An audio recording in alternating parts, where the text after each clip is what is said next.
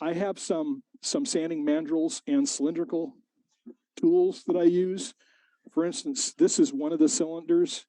This is it's got a metal core, a foam around the outside, and you just buy cloth back sandpaper and you wrap it around and lock it inside. And this goes in my Fordham, and they make them with 1/8 inch shafts. I have some for the Dremel too. So I use these, and I also have soft. The normal mandrel, normal sanding mandrel I use has got like a hard foam. This is pretty hard. Okay, you see it doesn't hardly flex at all. The soft foam flexes a lot. Okay, and both of these you can buy from Klingspor's website. I make some of my own. For instance, this one's made from a engine valve. Okay, but the soft one will allow it to follow contours a lot better.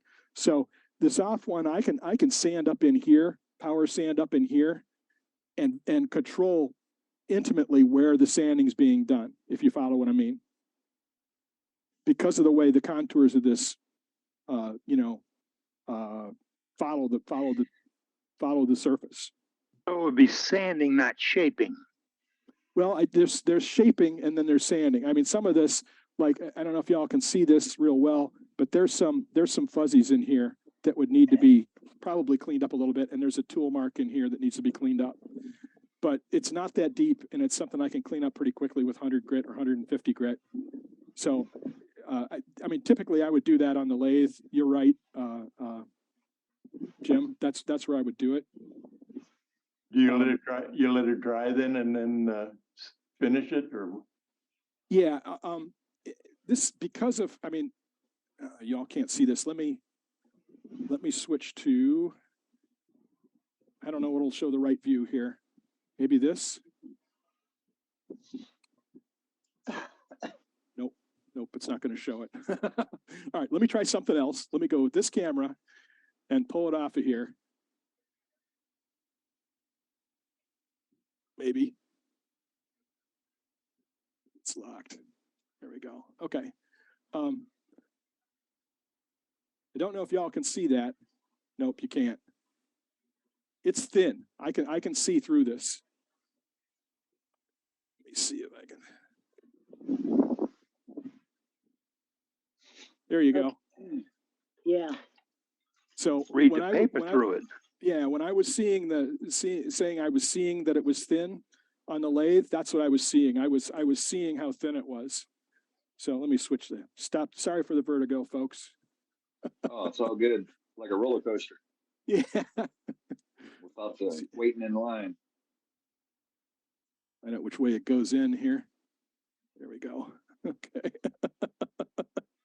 What will you use to hold a piece on the lathe when you start sanding? Well, I would sand it while it was still on the lathe. Okay. Still, I'd sand as much as I could still on the lathe. So I can sand the interior, I can sand the bottom of the interior, and I can sand these outer edges if I'm really careful and make sure that the sandpaper isn't rolling over the edges. Do you understand what I mean by that? Yes. Okay. So let me switch back to overhead. Maybe. So on this piece here, I'm sanding like this as it's coming around. Or as it's coming around, I'm sanding like this. So the sandpaper is not rolling over the edges. It's keeping the edges crisp, okay? And the same on this side, if that makes sense, okay? And then, I mean, clearly this I could sand with hand sand it on the without using a mandrel on the lathe. But then once it's off the lathe, then I sit at the bench behind me here and sand there with the mandrels and with the cylinders. So with the cylinder, I can go like this sort of motion here, and I can really shape a contour. I don't do a lot of shaping off the lathe. I mean, ideally, you want to do as much shaping as possible on the lathe.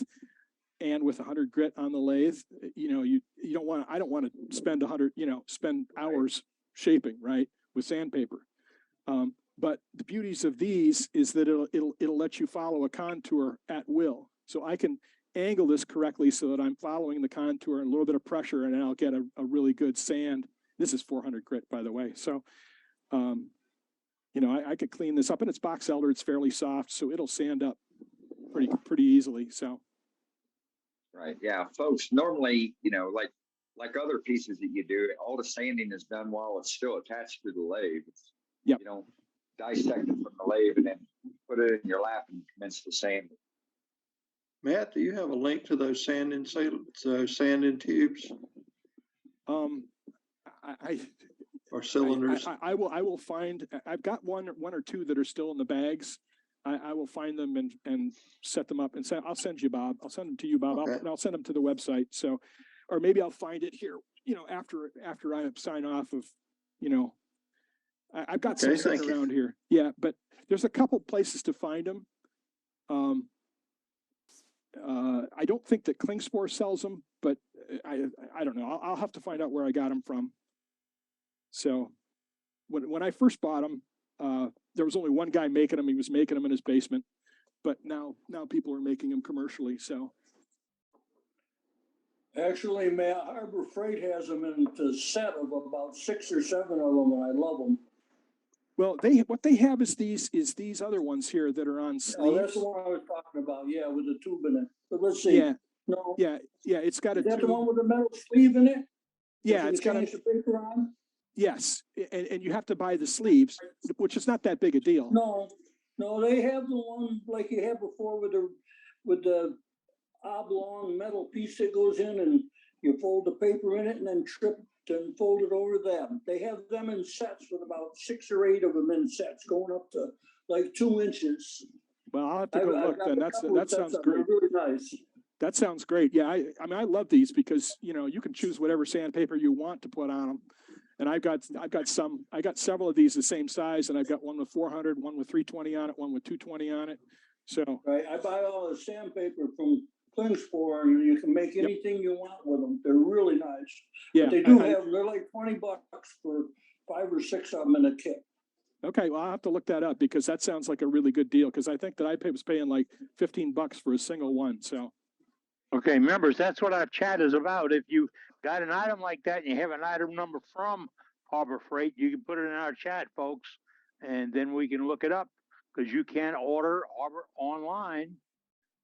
Or when you get there, you can give them the item number and they'll look it up for you because they do have a pretty good inventory system. yep, I even have small ones that I use on my microcarver and my Dremel.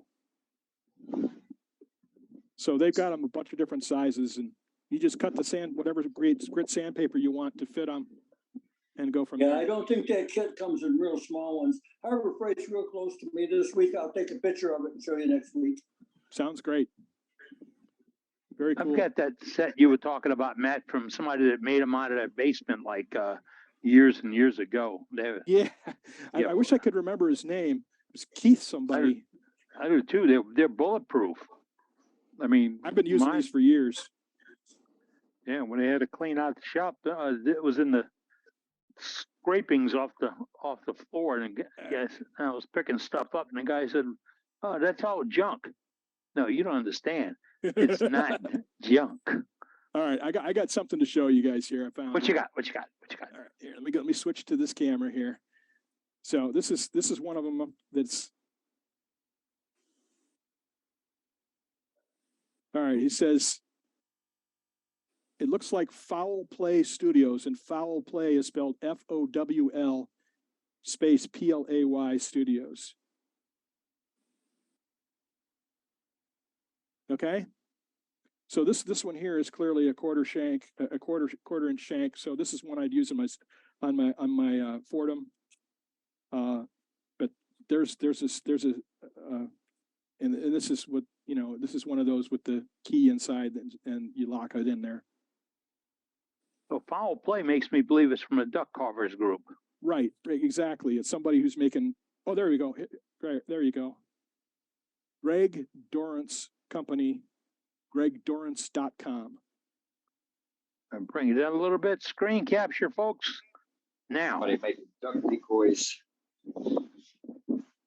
All right. So there you go. There's one source. Right on. Outstanding, Matt. Thank you very much.